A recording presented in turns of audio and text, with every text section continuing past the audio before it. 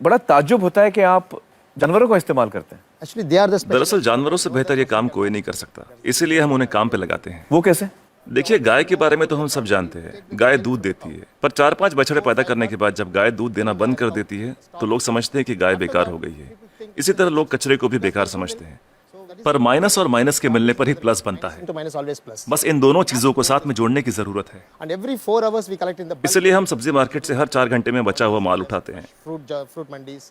So there's कुदरत ने हर चीज के लिए वक्त दिया है, अगर उस वक्त के अंदर आप सही इस्तेमाल कर ले तो वो चीज बेकार नहीं रहती, उसमें से कुछ काम की चीज निकलती है। resource. So the dry इसलिए हम अपने प्रोजेक्ट में गाय को अपॉइंट करते हैं, हर 35 किलो छिलकों के लिए एक गाय। उनका काम है इन सब्जियों के ताजे छिलकों को खाना, गोबर देना और फिर शेड में आराम करना, रिटायर्ड जिंदगी जीना।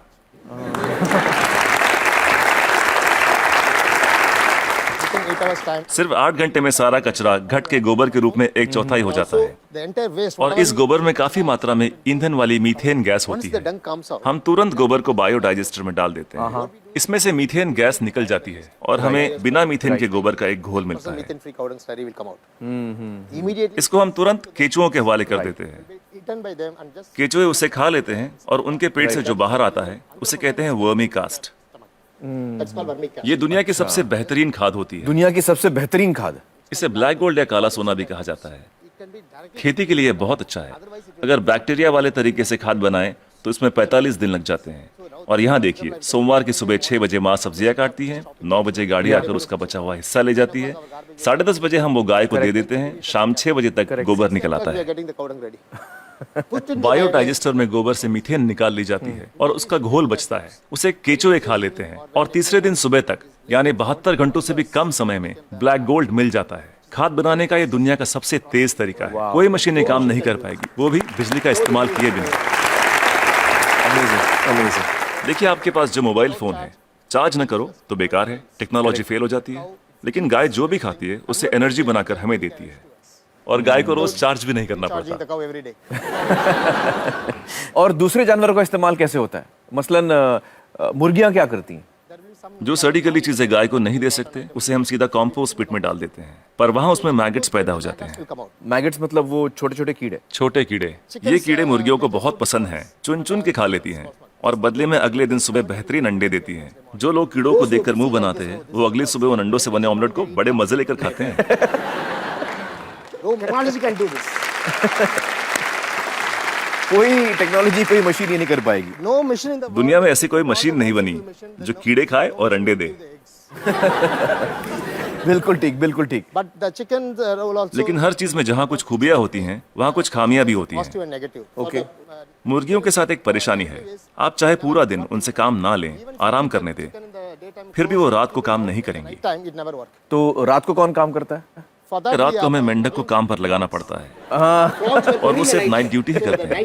कुदरत का करिश्मा है, एक दूसरे की कमी को पूरा कर देते हैं, ना तनख्वाह मांगते हैं, ना बोनस, ना यूनियन बनाते हैं, ना हड़ताल करते हैं, बस अपने अपने काम में लगे रहते हैं। सही है, सही है। तो मुझे बताइए कि ये बतखें क्या करती हैं? duck's favorite food. बतख का पसंदीदा खाना है मछलियाँ। अब मछली बाजार का कचरा म्यूनिसिपैलिटी के लिए सरदर्द होता है, पर वही मछलियाँ बतख के लिए दावत हैं। तो अगर आप हर 3 घंटे में मछली बाजार का कचरा उठा के बतखों को दे दे तो ये तुरंत हजम कर लेंगी। 15-20 मिनट में सब कुछ सफाचट, और कचरा अगले दिन बतखों के खूबसूरत अंडों में तब्दील हो जाएगा। The whole thing will be contained with beautiful eggs. Normally the ducks will lay आमतौर पर बतखें हर महीने 8 से 10 अंडे देती हैं, लेकिन जब हम उन्हें मछलियों और दूसरे नॉनवेज की खुराक देते हैं तो 24-24 अंडे देना शुरू कर देती हैं। ओह, and if I have 20 ducks then multiplied by yeah, we have हम हर 11 मादा पे एक नर बतख रखते हैं। duck on one male duck. why 11 female and 1 male? हमें तो अंडों से मतलब है, एक ही नर बतख काफी है।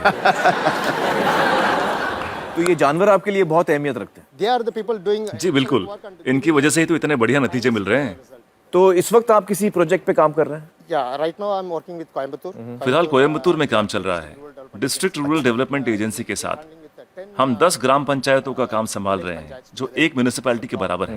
It's equal to one municipality. एक गांव में तो मैं समझ सकता हूं कि ये हो सकता है क्योंकि वहां पर छोटे पैमाने पे करना है, लेकिन अगर बड़े पैमाने पे करना है, जैसे किसी शहर में करना है, आपका जो तरीका ये मुमकिन है? बड़ी म्यूनिसिपैलिटियों की दिक्कत यह है कि शहरों में जगह कम होती है, पर हमें कचरे को 100 किलोमीटर दूर ले जाने की जरूरत नहीं। ये काम हर वार्ड में होना चाहिए। इसलिए डिसेंट्रलाइज मेथड अपनाना बहुत जरूरी है। छोटे छोटे स्तर पर करना चाहिए। Decentralize method. लोग हजारों टन कचरे से एक साथ निपटना चाहते हैं, पर ये सोच ही गलत है। अगर मैं आपको एक बड़ा कटहल दूं, तो आप उसे एक साथ एक बार में खा सकते हैं, लेकिन अगर उसके छोटे छोटे टुकड़े कर दें, तब खाना आसान हो जाएगा। इसलिए हर 2 किलोमीटर की रेडियस पे SLRM सेंटर होने चाहिए। SLRM सेंटर क्या होता है? Solid and liquid resource management centre. तो हर 2 किलोमीटर पे ये सेंटर होना चाहिए। जी, डिसेंट्रलाइजेशन एक कामयाब तरीका है। साथ ही कचरे को अलग अलग इकट्ठा करना भी बेहद जरूरी है। मिसाल के तौर पर सलून में से सिर्फ 6 तरीके का कचरा निकलता है। वो क्या? महिलाओं के बाल, पुरुषों के बाल, ब्लेड, क्रीम लगे हुए पेपर या टिश्यू, आफ्टर शेव, कॉस्मेटिक्स वगैरह के डिब्बे और कुछ बचा हुआ खाना और फूल वगैरह। Some flowers, other things. So we don't. हम नहीं चाहते कि ये चीजें बाकी का कचरा ले जा रहे ट्रक में मिलाई जाए। इसके लिए अलग गाड़ी होनी चाहिए। जैसे मुंबई में करीब 2000 सलून्स होंगे। 2000 saloons. एक गाड़ी सब जगह घूम के ले लेगी। हर इलाके के लिए एक छोटी गाड़ी। हाँ, अलग अलग एरिया के लिए अलग अलग गाड़ियां होंगी। हाँ। जी, सिर्फ सलून के लिए। दिन खत्म होने से पहले सब बिक जाएगा। आज की तारीख में दुनिया का सबसे कीमती कचरा है महिलाओं के बाल। 2500 रुपए प्रति किलो। वाह वाह। तो दिन भर का जो कचरा है, दिन खत्म होते होते वो इस्तेमाल भी हो जाएगा। अलग अलग इकट्ठा करें तो राज ये है, तरकीब ये है कि शुरुआत से ही मिक्स मत करो। जी, अलग अलग इकट्ठा करो और अलग अलग ही लेकर जाओ। तो आपके पास इसका पूरा प्लान है, मास्टर प्लान है? बिल्कुल है। वाह वाह। That's- तो मुझे बताइए कि ये जो आपका मॉडल है, इसमें खर्चा कितना आता है? See, this is totally self-sustainable. देखिए, ये मॉडल अपना खर्च खुद निकाल लेता है। Experience, I'm telling you. मैं अपने तजुर्बे से कह सकता हूँ कि आपके घर के हर रोज के कचरे से 3 रुपए वसूले जा सकते हैं। Garbage. मतलब आप अगर मेरा कचरा लेंगे तो आप मुझे 3 रुपए देंगे? उसे 3 रुपयों में बदल सकता हूँ 3 रुपए में तब्दील कर देंगे, बदल देंगे। और कचरा उठाने का कोई भी चार्ज लिए बिना। तो मुझे बताइए कि अगर मुंबई जैसे शहर की जिम्मेदारी आपको दी जाए कि इसको आप साफ कर दीजिए, तो आपको कितना समय लगेगा, कितना वक्त लगेगा आपको? कम से कम 18 महीने। मतलब 1.5 साल। तो मतलब 1.5 साल में आप मुंबई की काया पलट कर सकते हैं। Yes. Ji, it's possible. बिल्कुल कर सकते हैं। बहुत बहुत शुक्रिया श्रीनिवासन जी, बहुत ही कमाल के सुझाव आपने दिए हैं। बहुत बहुत शुक्रिया। Thank you so much.